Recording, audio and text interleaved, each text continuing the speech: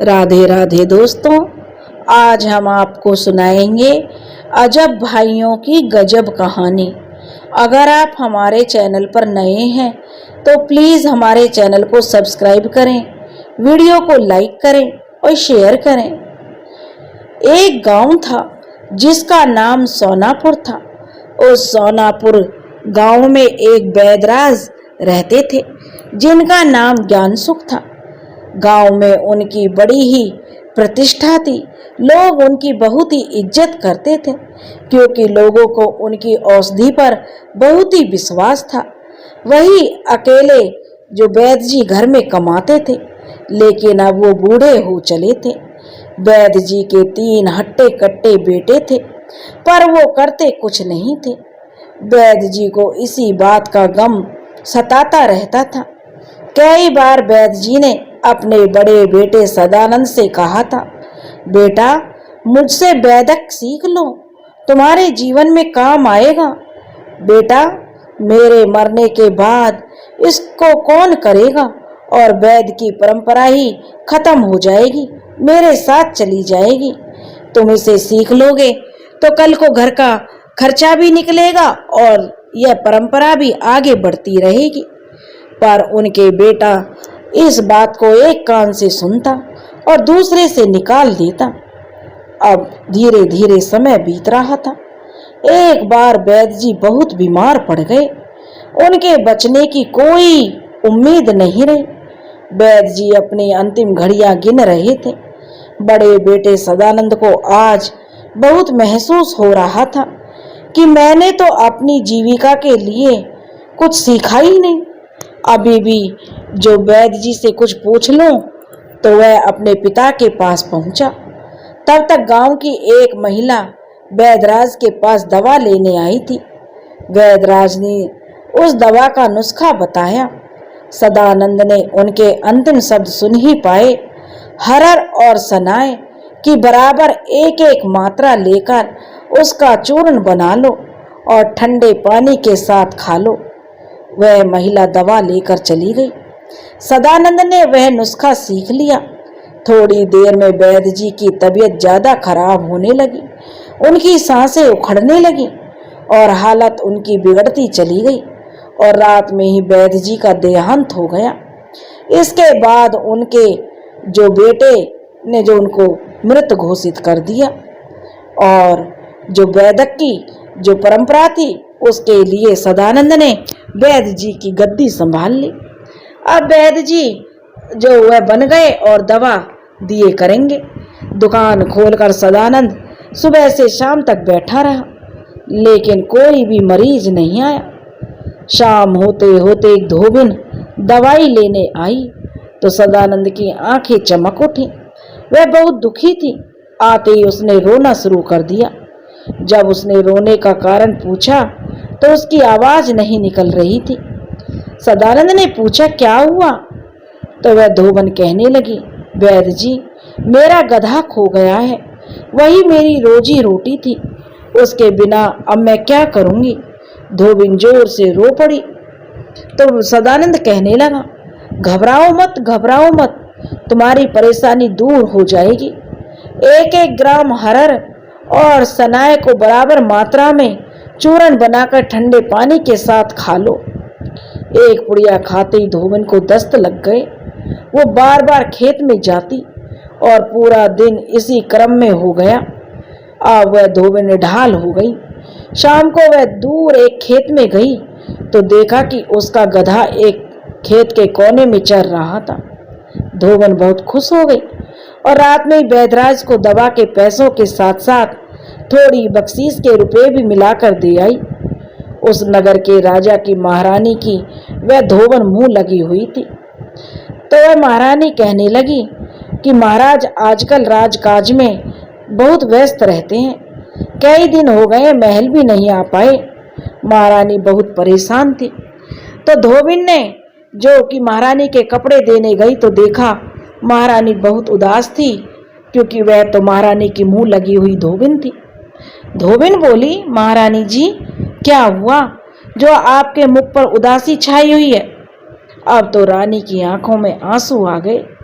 रानी कहने लगी कि आजकल महाराज महल में नहीं आते, पता नहीं क्या बात हो गई है।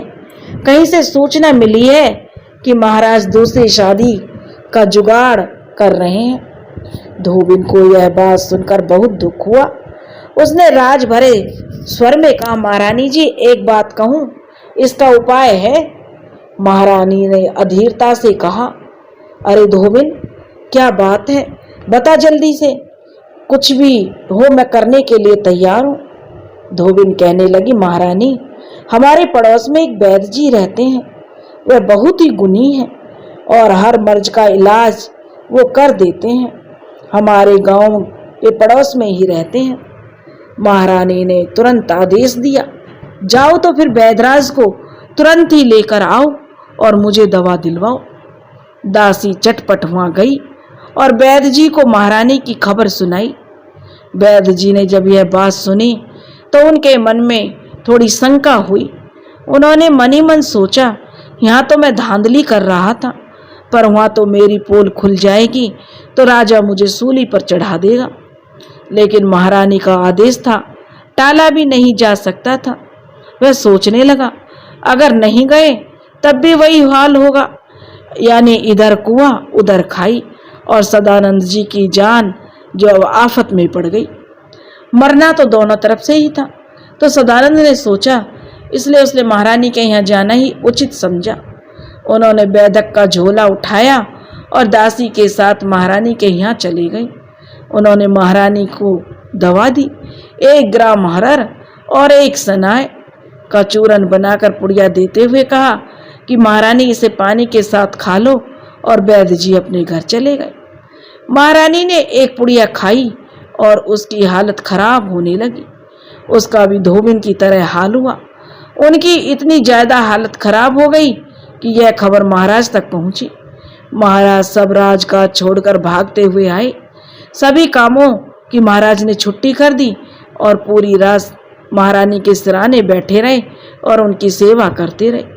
महारानी बहुत खुश हो गई। दूसरे दिन धोबन आई तो महारानी ने कहा कि धोबिन, तुम्हारे वैद्यराज की दवा कठिन तो बहुत थी पर असरकारी भी बहुत हुई। मुझे तो पूरा पूरा फायदा हुआ। खुश होकर रानी ने अपने मोतियों का हार निकालकर उस धोबिन को दे दिया और कहा, जाओ उस वैद्यराज को तुरंत बुला कर लाओ।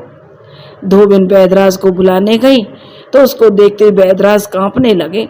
उन्होंने सोचा कि कहीं ऐसा तो नहीं है कि वह दवा नुकसान कर गई हो और महारानी जी को कुछ नुकसान हो गया हो तो मुझे सजा देने के लिए बुलाया गया हो। धोबिन वैद्यराज को लेकर महारानी के पास पहुंची। महारानी ने महाराज से कहा कि महाराज, आज हमारी जान इन्हीं वैद्यराज की वजह से बची है, अब आप इनको राजवैद्य बना दो। महाराज ने कहा, जिसमें तुम्हारी खुशी है रानी वही ठीक है। और महाराज ने जो वैद्य सदानंद को अपने राज्य का राजवैद्य बना दिया। सदानंद ने तो अपनी किस्मत के बारे में ऐसा सोचा भी नहीं था। वह अचानक खुशी उसको इतनी मिलेगी और खुशी के मारे वो पागल हो गया। लेकिन एक बहुत बड़ा डर भी उसको लगा हुआ था। यह तो निपट धांधली की बात थी। अब आगे पोल खुलेगी तब क्या होगा, और आगे जब कोई परेशानी होगी तो वह क्या करेगा। और वास्तव में उनके लिए बहुत बड़ी मुसीबत उनका इंतजार कर रही थी। एक दिन राजा के राज्य पर पड़ोसी देश के राजा ने हमला कर दिया। अब राजा बहुत चिंतित था। महारानी ने पूछा, महाराज क्या बात है? राजा ने कहा, महारानी, हमको भी पता नहीं चला और एकदम से पड़ोसी देश के राजा ने हमला कर दिया। अब इतनी जल्दी मामला हम कैसे संभालेंगे? महारानी बोली, इसका समाधान है महाराज। महाराज ने आश्चर्य से पूछा, क्या समाधान है महारानी इसका? रानी प्रसन्न होकर बोली, महाराज हमारे राजवैद्य हैं।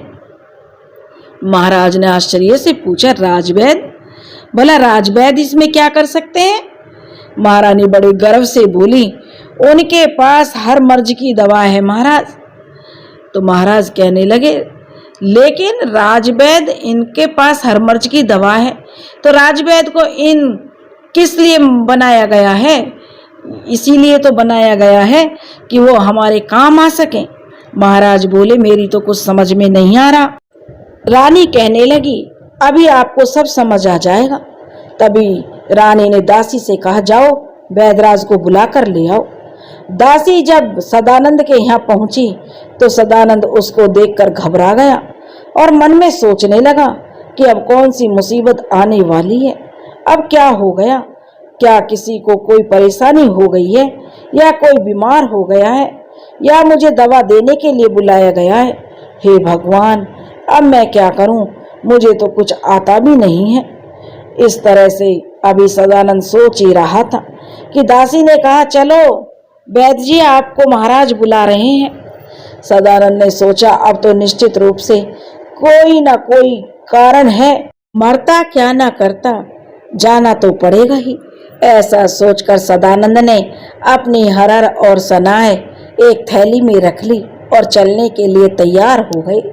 महाराज के सामने पहुंचकर सदानंद ने महाराज को प्रणाम किया और कहा, कहिए महाराज, क्या आज्ञा है मेरे लिए? महाराज ने कहा, राजवैद्य जी, आज हमारे राज्य पर पड़ोसी देश के राजा ने हमला करने के लिए घेरा डाल दिया है और सीमा पर उनकी सेना के तंबू और खेमे भी लग गए हैं। हमारी कोई भी तैयारी नहीं है वैद्य जी। हमें पता भी नहीं चला अब इतनी जल्दी क्या कर सकते हैं। निश्चित रूप से यह पड़ोसी राजा हम पर हमला कर देंगे और वो हमारा राज्य हड़प लेंगे। इस संकट की घड़ी में अब हम क्या करें? इसमें आप ही कुछ कर सकते हो। राजवैद्य कहने लगे, भला महाराज, इसमें मैं क्या कर सकता हूँ? महाराज ने कहा कि राजवैद्य जी, महारानी कह रही हैं कि तुम्हारे पास हर मर्ज की दवा है, तो आप इसकी दवा दीजिए। आखिर आप राजवैद्य किस बात के हैं? अब सदानंद को मन ही मन बहुत गुस्सा आया और डर भी गया। गुस्सा इसलिए आया कि भला बताओ, इसकी भी कोई दवा हो सकती है? राजा हमला करेगा तो युद्ध करो, इसमें दवा का क्या काम? लेकिन जब महाराज कह रहे हैं तो उनकी बात काटी भी नहीं जा सकती थी। और रही बात दवाई देने की, तो उन्हें दवा अवा तो कुछ आती नहीं थी। यह तो सब धांधली का काम चल रहा था। तभी वह कहने लगे, यह बात महाराज को अब कौन समझाए? वह सोचे जा रहा था। इसी बात को लेकर सदानंद डर में था कि अब तो उसकी पोल खुलनी ही है और उसका अंजाम भी उसे भुगतना पड़ेगा। खैर, जो होगा सो देखा जाएगा। यह सोचकर सदानंद ने हरर और सनाए निकाली और कूट पीसकर उसकी पुड़िया बनानी शुरू कर दी और कहा, महाराज, जितने भी सैनिक हैं उनको एक एक पुड़िया खिला दीजिए। ऐसा कहकर मन ही मन उन्होंने भगवान को प्रणाम किया और प्रार्थना की, हे भगवान, एक बार मुझको और बचा लो। महाराज ने भी सभी सैनिकों को एक एक पुड़िया खिला दी। दवा खाकर सभी सैनिकों को दस्त आने शुरू हो गए। अब एक एक सैनिक दिन में 20-20 बार जाता। सभी सैनिकों का यही हाल हो गया।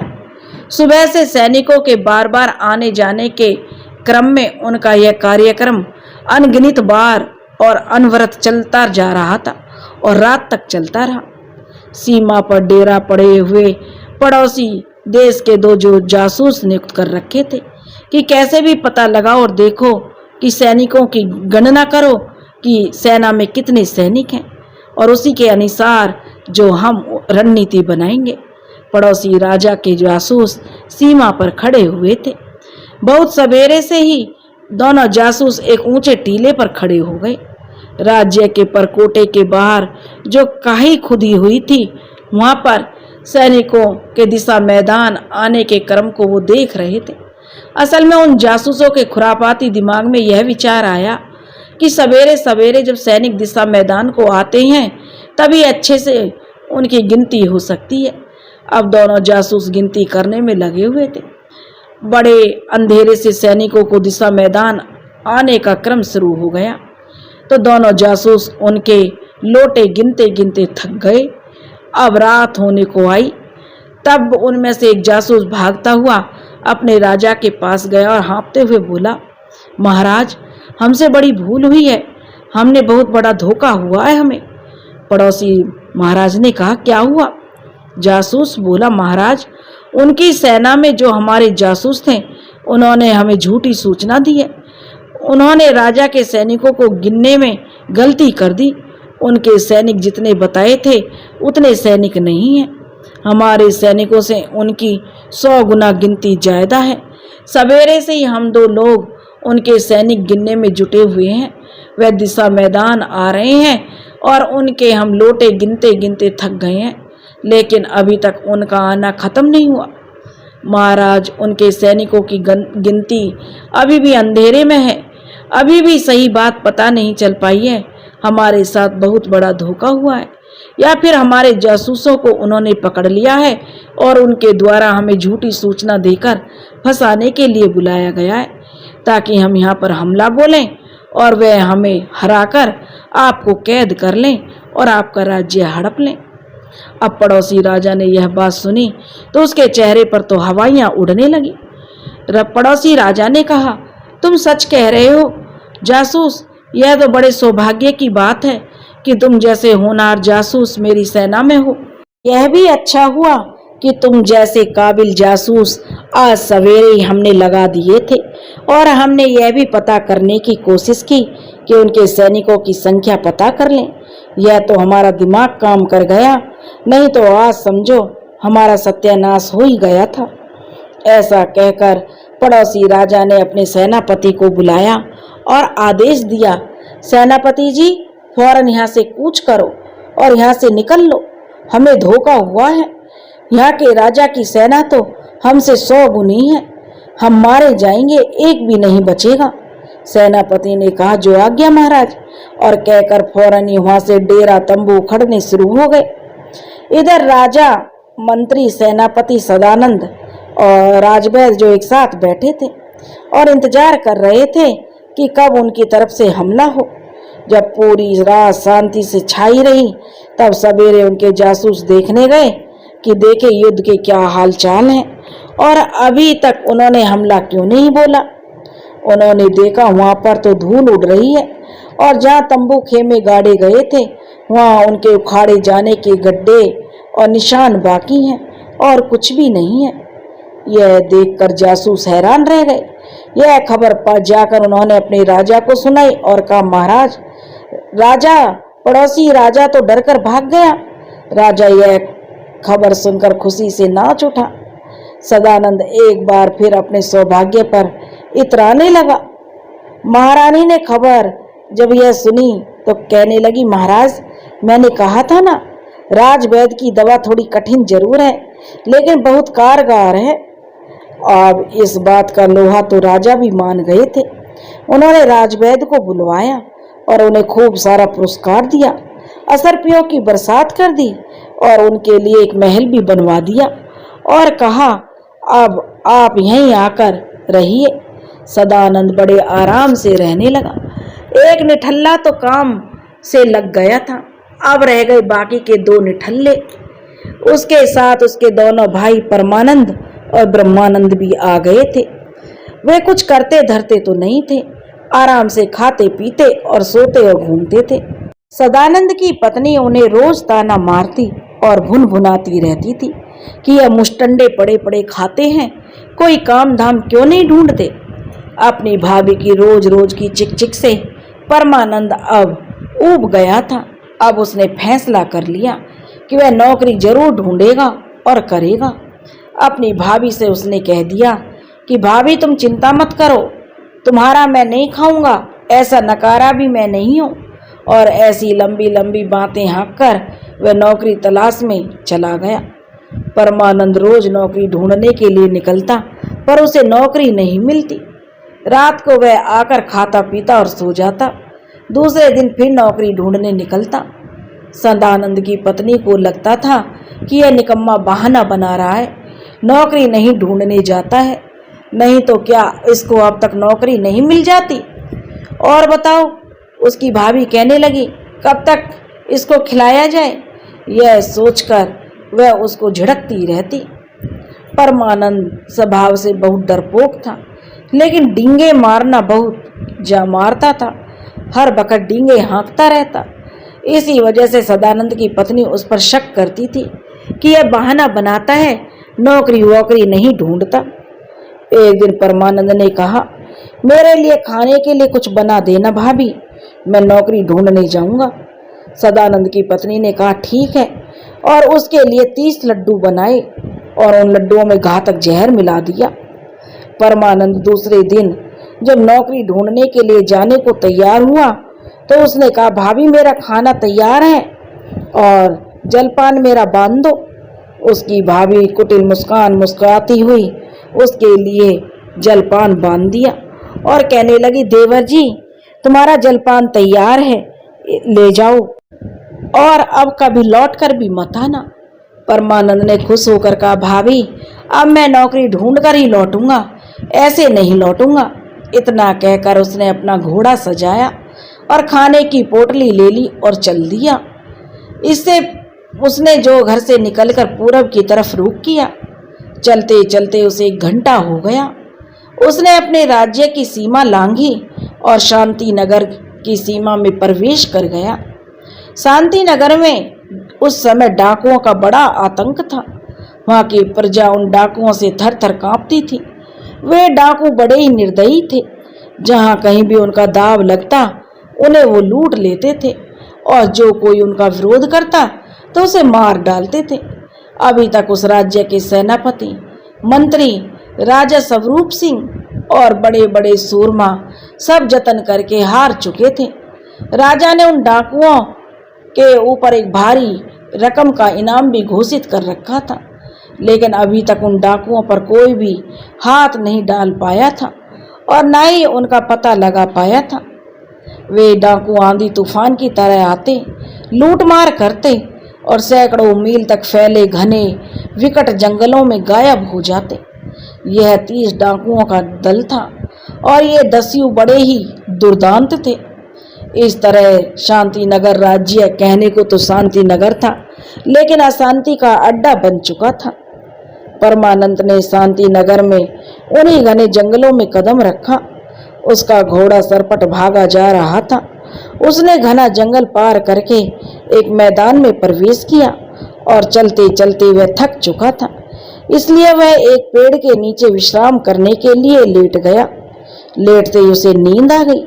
अभी वह गहरी नींद सो ही रहा था कि पूरा मैदान घोड़ों की टापों से भर उठा। कई घुड़सवार वहां आए। उन्होंने देखा एक व्यक्ति सोया पड़ा है, घोड़ा बंधा हुआ है। उन्होंने आपस में इशारा किया। ये सभी वही दुर्दांत डाकू थे। एक डाकू उसके पास आया और उसके सिराने से पोटली खींच ली। आसपास देखा, उसके पास में भी कुछ नहीं था। वह पोटली लेकर अपने सरदार के पास पहुंचा और कहा, सरदार जी उसके पास यही एक पोटली है और उसके पास कुछ नहीं है। सरदार ने कहा, लाओ देखें इस पोटली में क्या है। पहले माल झटकते हैं, उसके बाद उस आदमी का काम तमाम करेंगे। सरदार ने पोटली खोली तो उसमें लड्डू थे। वे सभी डाकू उस समय भूख से व्याकुल थे और प्यास भी उन्हें लगी हुई थी, इसलिए उन्हें कुछ और नहीं सूझ रहा था। उन्होंने वहीं कुएं से पानी भरवाया और सभी डाकुओं ने एक एक लड्डू ले लिया और पानी के साथ खा लिया। लड्डू खाते ही सभी डाकुओं को नींद आने लगी और सब वहीं लोटपोट हो गए। उधर खूब गहरी नींद सो चुकने के बाद जब परमानंद की आंख खुली तो उसने देखा उसके चारों तरफ 30 लोग सोए पड़े हैं। वह बड़े आश्चर्य में भर उठा। अब उसने सबको हिलाकर देखा मगर कोई भी नहीं हिला। अब उसने उनको पहचाना। यह तो उस राज्य के डाकू थे जिनके बारे में उसने अपने राज्य में भी उनकी बहुत चर्चाएं सुन रखी थी। उसने उन डाकुओं के कान काट लिए और एक चादर में बांध लिए और वह शांति नगर में जाकर एक सराय में ठहरा। वहां उसने आराम से खाना खाया और फिर सो गया। सवेरे उठकर वह नगर में घूमने के लिए निकला तो उसने देखा कि नगर के बीचों बीच चौक में एक बहुत बड़ी सी सभा लगी हुई है और वहां सभी नगरवासी जमा हो गए और ऊंचा सा एक मंच बनाया गया था जहां राजा, मंत्री और सेनापति बैठे हुए थे। मैदान में 30 डाकों की लाशें रखी हुई थी। सभी नगरवासी बड़े खुशी से बता रहे थे कि मंत्री और सेनापति ने डाकुओं का सफाया कर दिया और उन्हें मार डाला, इसलिए आज उन्हें वीरता का पुरस्कार मिलेगा। परमानंद भी वहीं जाकर तमाशा देखने लगा। महाराज अब पुरस्कार की घोषणा करने जा रहे थे, तभी परमानंद उनके सामने पहुंचा और कहा, महाराज, इन सेनापति जी ने इन डाकुओं को मारा है, तो जरा इनसे पूछिए इनके कान कहाँ हैं। अभी तक किसी ने उन लोगों के कानों की तरफ देखा नहीं था। अब सभी लोग उन डाकुओं के कान देखने के लिए झुक पड़े। अरे ये क्या, यह तो बड़े आश्चर्य की बात है। उन डाकुओं के कान तो वास्तव में नहीं थे। राजा ने पूछा, बताओ सेनापति जी, इन डाकुओं के कान कहाँ हैं? अब मंत्री जी और सेनापति जी दोनों बगले झांकने लगे। वो कोई जवाब नहीं दे पा रहे थे। तभी परमानंद सामने आया और कड़क कर बोला, ये जवाब नहीं देंगे महाराज, डाकुओं को इन्होंने नहीं मैंने मारा है और ये श्रेय जो यह ले रहे हैं।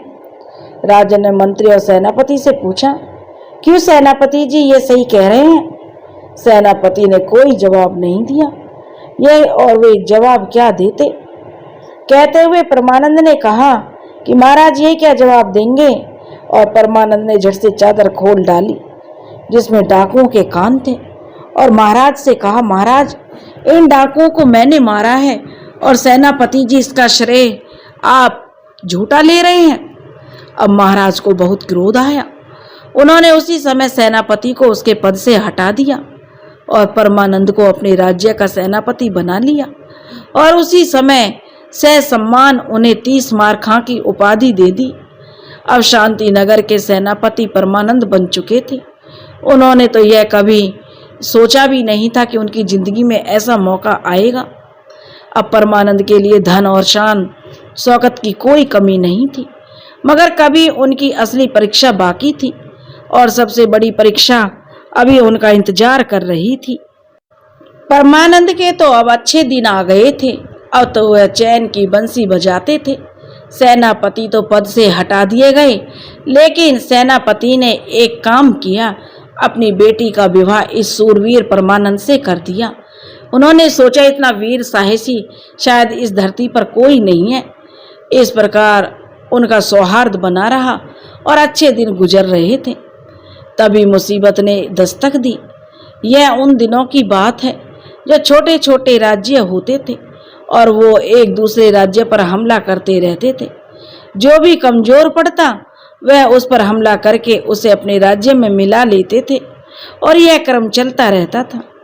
शांति नगर के पड़ोसी राज्य कीर्ति नगर का राजा दुर्जन सिंह था और वह शांति नगर के राजा स्वरूप सिंह को कमजोर राजा समझता था। बहुत दिनों से दुर्जन सिंह की इस राज्य पर नियत रखी हुई थी। वह जब तब इस राज्य पर छिटपुट हमले करता रहता था, जिससे शांति नगर के राजा स्वरूप सिंह बड़ी मुश्किल से अपना बचाव कर पाते थे और हमेशा उसके आतंक में जीते थे। अब उनके हाथ में जब इतनी साहसी और वीर योद्धा आ गया था जिसने पलक झपकते ही 30 डाकुओं का सफाया कर डाला, तो उनके मन में उत्साह की लहरें हिलोरे लेने लगी थी। एक अद्भुत वीरता उछाल मारने लगी थी जो उन्हें बैठने नहीं देती थी।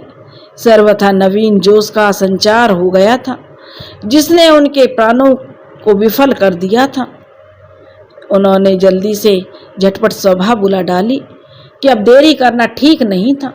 उन्होंने मंत्री को मशवरा करके उस राज्य पर हमला करने की योजना बना डाली और अपने सेनापति परमानंद से भी पूछा नहीं। अरे भाई, सेनापति कहने लगे कि महाराज आपने पूछा नहीं? तो वो कहने लगे इसमें पूछना क्या, जब इतना बहादुर योद्धा हमारे पास है फिर डर की क्या बात है। अब तो कुछ भी हो सकता था। कीर्ति नगर पर हमला बोलने के लिए सेना का घेरा डाल दिया गया। सेनापति परमानंद को महाराज ने जोश में हुक्म देते हुए आदेश दिया, सेनापति जी अपनी सेना सजाओ, कीर्ति नगर पर ऐसा हमला बोलो कि दुर्जन सिंह जीवन भर याद रखे। इतना कहकर जब अपनी खुशी संभाले नहीं संभलती तो राजा स्वरूप सिंह ने दुर्जन सिंह की संभावित दुर्दशा की कल्पना कर करके अपने विकट अट्टहास से अपने मंत्रीगणों और सभासदों को कपा डाला था। परमानंद ने जब यह बात सुनी तो उसके मन में आया कि भगवान कहीं से धरती फट जाए और वह उसमें समा जाए, और उसे उस पर इतना क्रोध आ रहा था कि अगर उसके भाभी के लड्डू बचे होते तो वह 2 लड्डू उस राजा को भी खिला देता। लेकिन यह सब बातें तो बस सोच के ही वह सोच ही सकता था, कर कुछ नहीं सकता था। अब सेनापति परमानंद भी युद्ध के लिए जा रहे थे। राजा ने परमानंद से कहा, सेनापति जी अपना घोड़ा चुन लीजिए। अस्तबल में सभी घोड़े खड़े थे। परमानंद ने देखा सारे घोड़ों में एक घोड़ा ऐसा था जो 3 टांगों पर खड़ा था और अपनी एक टांग ऊपर किए हुए था। परमानंद ने वही घोड़ा चुना। परमानंद ने सोचा कि यह घोड़ा लंगड़ा है और धीरे धीरे चलेगा। जब सारी सेना आगे निकल जाएगी तो मैं पीछे रह जाऊंगा, सेना लड़ेगी और मैं बच जाऊंगा।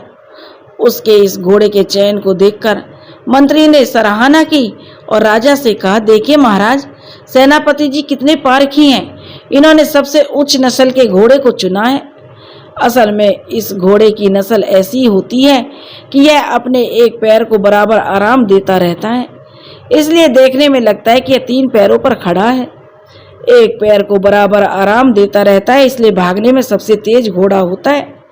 बेचारे परमानंद को ये बात कहाँ पता थी, इसलिए वह इसमें धोखा खा गए और उन्होंने सबसे तेज भागने वाले घोड़े का चयन कर लिया। महाराज ने गदगद होते हुए कहा, वही तो सेनापति जी, वही तो। सेनापति के बराबर योद्धा कोई नहीं है। सेनापति परमानंद अपने घर में युद्ध के लिए विदा लेने गए तो उन्होंने अपनी पत्नी से कहा, घोड़े पर मुझे भली प्रकार से बांध दो। उनकी पत्नी आश्चर्य से बोली, स्वामी ऐसा क्यों? परमानंद अपना पूरा साहस और शक्ति बटोरते हुए बोले, इसलिए कि मैं विकट युद्ध करूंगा तो कहीं गिरूं नहीं, जान की बाजी लगाकर लड़ूंगा और मैदान फतेह करके लौटूंगा। इसलिए परमानंद की पत्नी ने उसे घोड़े से बिल्कुल जकड़कर बांध दिया। 2 तलवारें उसकी कमर में बांध दी और 2 तलवारें उसने अपने हाथ में ले ली और उसके बाद युद्ध के लिए वो रवाना हो गए। परमानंद का घोड़ा और उसके लिए किसी आश्चर्य से कम नहीं था। जिसे वह लंगड़ा समझ रहा था वह तो हवा से बातें करता था। जैसे ही वह घोड़ा भागा कि परमानंद की डर के मारे सिट्टी पिट्टी गुम हो गई। परमानंद अपने देवी देवताओं को मानते हुए जोर जोर से बचाओ बचाओ चिल्लाने लगा। वह गला फाड़ कर चिल्ला रहा था कि सैनिक समझ नहीं पा रहे थे। उस समय नगाड़े और रणभेरी बज रही थी।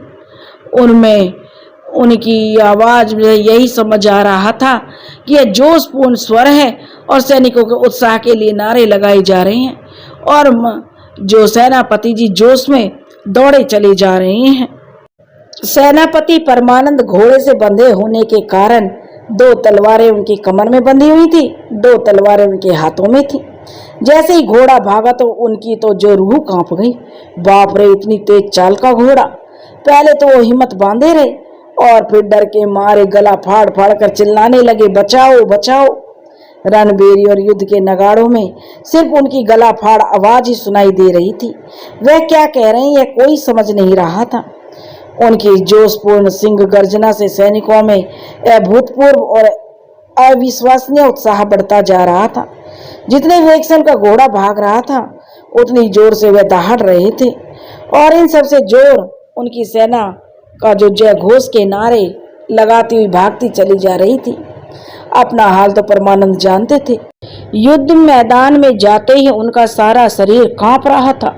वे अब इस तूफानी घोड़े की रफ्तार से मुक्ति पाना चाहते थे, रुकना चाहते थे। अब वे चारों तरफ देख रहे थे कि कोई सहारा मिल जाए तो उसे पकड़ लें। दूर से उन्होंने देखा कि 2 पेड़ नजदीक आते जा रहे हैं। उन्होंने पहले ही योजना बना ली।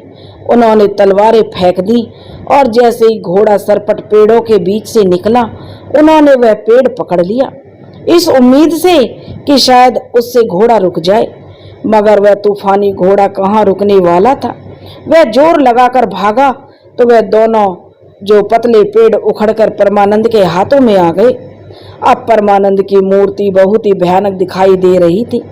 सामने कीर्ति नगर के सेनापति ने अपनी सेना को सजाया हुआ था। युद्ध के लिए जैसे ही दुधुम्बी बजी उन्होंने और उनके सैनिकों ने देखा कि सामने से आफत का परकाला बना हुआ सेनापति परमानंद 30 मार खा चला आ रहा है, जो भयानक सुर में चिल्ला रहा है। उनके सैनिकों का जोश भी चरम पर है। ऐसे अद्भुत जोशीले वीर को देखकर सेनापति के मन में दहशत बैठ गई। एक तो वह पहले ही उनकी बहादुरी के किस्से सुन चुका था और उस पर आज उनका यह रूप। अत्यंत भयभीत होकर जो सेनापति ने मन में सोचा, जो हथियार की जगह पेड़ों का इस्तेमाल करता है वह कितना बलशाली होगा, और मैं तो इसके हाथों चींटी की मौत मारा जाऊंगा। इससे अच्छा है कि मैं यहाँ से भाग जाऊं। और सेनापति सोचने लगा, जान तो बच सकती है, यहाँ से बचने का कोई अवसर ही नहीं है। ऐसा सोचकर सेनापति ने अपना घोड़ा घुमाया और सरपट वहां से भाग गया। उसके सैनिक जो अभी तक हैरान होकर सेनापति 30 मारखा को देख रहे थे, उन्होंने आज्ञा लेने के लिए सेनापति की ओर देखा तो सेनापति तो भाग रहा है। जब सेनापति को भागते हुए सैनिकों ने देखा तो सेना भी अपने प्राणों की रक्षा के लिए भागने लगी। थोड़ी देर में वह मैदान साफ था। जीत होते देखकर परमानंद की सेना खुशी से झूम उठी। परमानंद को अब घोड़े से भी नहीं उतरना पड़ा। सैनिकों ने परमानंद को खोल खाल कर उन्हें अपने कंधों पर उठा लिया और वे खुशी से नाचने लगे। सेनापति की जय के नारे लगने लगे। कीर्ति नगर के राजा दुर्जन सिंह ने स्वरूप सिंह राजा के लिए संधि का प्रस्ताव भेज दिया और उनकी अधीनता स्वीकार कर ली। अब कीर्ति नगर आज स्वरूप सिंह के कब्जे में आ गया था। राजा स्वरूप सिंह के जाने कब के पाले हुए सपने आज पूरे हुए थे। राजा बहुत ही गदगद थे और परमानंद के ऊपर 100 जान निछावर हो रहे थे। कीर्ति नगर के राजा दुर्जन सिंह ने उन्हें अकूत संपत्ति और उपहार दिए। हाथी घोड़े बड़े बड़े थालों में भरकर हीरे जवाहरात सोने की असरफियां भेजी। विजय प्राप्त करके लौटी सेना और सेनापति परमानंद 30 मारखा का नगर वासियों ने बहुत ही जोरदार स्वागत किया। सेनापति का एक शानदार जुलूस निकाला गया जिसमें उनका अभिनंदन किया गया।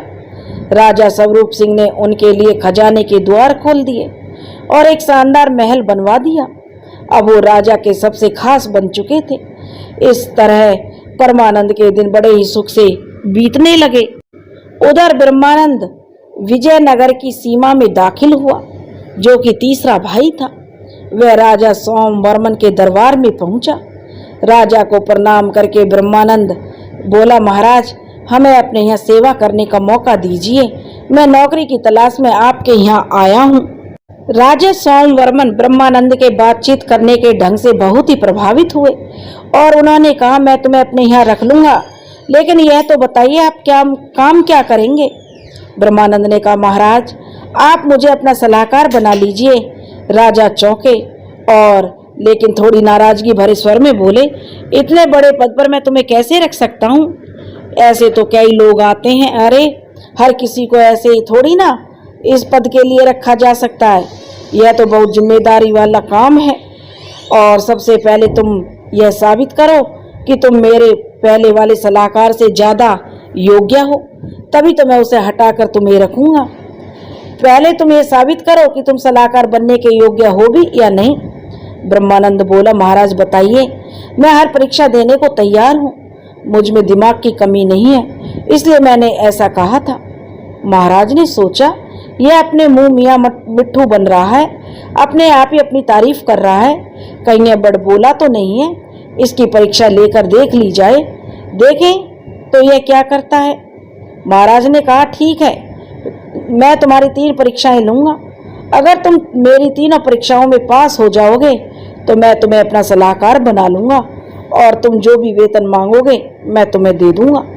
ब्रह्मानंद ने कहा, महाराज अगर मैं परीक्षा में पास हो जाऊं तो आप मुझे अपना सलाहकार बना लें और 1000 मोहरें मैं रोज लिया करूंगा। राजा ने कहा, ठीक है, लेकिन जाओ पहले तुम मुझे आज 1000 मोहरें कमा कर दिखाओ। अगर तुम्हें हम बताते हैं कि निगरानी के लिए राजा ने अपने नौकर के भी जो उसके साथ में बैठा दिया कि बाद में हमको इससे सारा विवरण पूछेंगे कि तुमने कैसे मोहरें कमाई हैं, तो ब्रह्मानंद राजा की बताई हुई जगह पर बैठ गया। उस बैठे हुए थोड़ी ही देर हुई थी कि उसने अपना दिमाग दौड़ा दिया कि अब क्या करना चाहिए। थोड़ी देर में उसके दिमाग में खुराफात आ गई। उसने देखा जहाँ वह बैठा था उसके चारों तरफ ऊंची नीची मंजिला अट्टालिकाएं बनी हुई थी जो बड़े बड़े नगरपति सेठों की थी।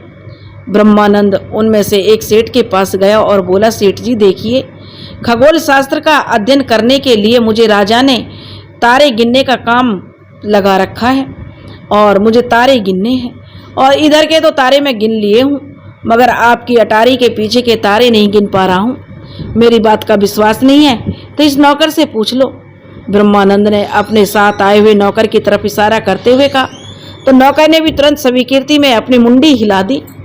तो सेठ ने ऐसे अजीबोगरीब काम के बारे में सुनकर हैरान होते हुए पूछा, तो मैं क्या करूं, क्या करना है ये? तो वह कहने लगा कि आपको ऊपर की 2 मंजिल की जो अटारियां हैं उनको तोड़ना पड़ेगा, तभी छुपे हुए तारे सामने आ पाएंगे। आपकी अटारियों ने उन तारों को घेर के रखा है। तो सेठ जी परेशान हो गया और बोला, मेरा तो कीमती भवन की अटारियां कैसे तोड़ दी जाएंगी, ऐसे कैसे हो सकता है? तो ब्रह्मानंद ने जवाब दिया, मजबूरी है, नहीं तो तारे नहीं गिने जा सकेंगे। सेठ ने विनती करते हुए कहा, देखिए आप अपना कुछ भी इंतजाम कर लीजिए, कहीं दूसरी जगह बैठकर तारे गिन लीजिए और मेरी अटारी को छोड़ दीजिए। इसके एवज में मैं आपको 100 मोहरे देता हूँ। ब्रह्मानंद ने मोहरे रख ली और दूसरे सेठ के पास जाकर उससे भी वही बात की कि तारे गिनने में बाधा आ रही है, आपकी यह मंजिल तोड़नी पड़ेगी। उस सेठ ने भी उन्हें 100 मोहरे दी। इस प्रकार ब्रह्मानंद ने 1000 के बदले में 2000 मोहरे इकट्ठी कर ली और राजा को ले जाकर दे दी। राजा आश्चर्यचकित रह गए। उन्होंने नौकर से पूछा तो नौकर ने सारा हाल कह सुनाया। राजा बहुत ही प्रभावित हुए। उनके मुंह से निकला, वास्तव में तुम तो बहुत दिमागदार हो। ब्रह्मानंद ने पहली परीक्षा पास कर ली थी। दूसरे दिन राजा ने ब्रह्मानंद को बुलवाया और कहा, ब्रह्मानंद जाओ, आज तुम्हारी ड्यूटी नदी के पुल पर लगी है और तुम वहीं बैठो और 1000 मोहरे कमा कर दिखाओ। ब्रह्मानंद ने कहा, जो आज्ञा महाराज, और वह जाकर पुल पर तैनात हो गया। उसने देखा वहाँ भारी भीड़ है, माल और सामान से लदे हुए जहाजों और नावों का आना जाना लगा हुआ है। ब्रह्मानंद थोड़ी देर तक सोचता रहा कि इसमें क्या किया जा सकता है। फिर उसके दिमाग में एक तरकीब आई। वह वहीं नदी के किनारे ध्यान लगाकर बैठ गया और लहरें गिनने का अभिनय करने लगा। उसने लहरें गिनने का काम थोड़ी देर तक किया। उसके बाद वह नदी के किनारे पहुंचा और वहां से गुजर रहे एक बड़े से जहाज को रोककर कहा, रुक जाओ, मैं अभी यहाँ लहरें गिन रहा हूँ, यहाँ बांध बनेगा। मैं लहरें गिनकर नदी का परिमाप जानने की चेष्टा कर रहा हूँ। राजा ने मुझे इस काम पर लगा रखा है और तुम्हारे जहाज के गुजरने से लहरें टूट जाती हैं। ब्रह्मानंद ने उधर की नावें और जहाज उधर रोक दिए और इधर के उधर रोक दिया और उधर के इधर। 1 घंटे में वहाँ बहुत लंबी भीड़ लग गई। सभी को देर हो रही थी। सब दौड़ दौड़ कर ब्रह्मानंद के पास आ रहे थे, कह रहे थे कि इन जहाजों को निकालने दीजिए, हमारा बहुत नुकसान हो जाएगा, इन पर माल लदा हुआ है। हमसे चाहे तुम 50 मोहरे ले लो और जहाज और नावों को निकाल जाने दो। ब्रह्मानंद ने कहा, ठीक है, देखो, मैं देखता हूँ। अब थोड़ी देर में ब्रह्मानंद के पास मोहरों की ढेरी लग गई। रात को काम खत्म करके जब वह महाराज के पास पहुंचा तो उसने वह थैली महाराज के सामने उलट दी। महाराज ने मोहरों को देखकर आश्चर्यचकित थे। उन्होंने नौकर से पूछा तो उसने सारा विवरण बता दिया। राजा कह उठे, वाह वाह, वह यह सचमुच ही दिमागदार व्यक्ति है। बस अब इसकी एक परीक्षा बाकी है। राजा ने ब्रह्मानंद से कहा, ब्रह्मानंद, अब तुम्हारी आखिरी परीक्षा रह गई है। ब्रह्मानंद ने प्रणाम करते हुए कहा, जो आज्ञा महाराज, आप परीक्षा ले सकते हैं। दूसरे दिन महाराज ने अपना दलबल सजाया और कहा, चलो आज गंगा स्नान करने चलते हैं। ब्रह्मानंद को भी साथ ले लिया गया। गंगा के किनारे जाकर उन्होंने अपना डेरा डाल दिया। नौकर चाकर और तड़क भड़क के साथ वहां धूम मच गई। वहां का अद्भुत नजारा देखकर ब्रह्मानंद मोहित हो रहा था। प्रभात की लालिमा गंगा की लहरों में उतर आई थी। गंगा के शुभ जल की लहरें बनती टूटती जा रही थी। आज सुबह से ही वहाँ कोई स्नान कर रहा था, कोई आरती कर रहा था, तो कोई सुबह श्लोक पढ़कर प्रातः वंदना कर रहा था। धीरे धीरे दिन चढ़ने लगा। महाराज ने ब्रह्मानंद को एक मटकी देते हुए कहा, ब्रह्मानंद जाओ 1 किलो घी की व्यवस्था मेरे लिए बिना पैसे से करके ले आओ। ब्रह्मानंद ने कहा, जो आज्ञा महाराज। ऐसा कहकर उसने मटकी ली और नजदीक के बाजार में चला गया। राजा ने नौकर को उसके साथ कर दिया।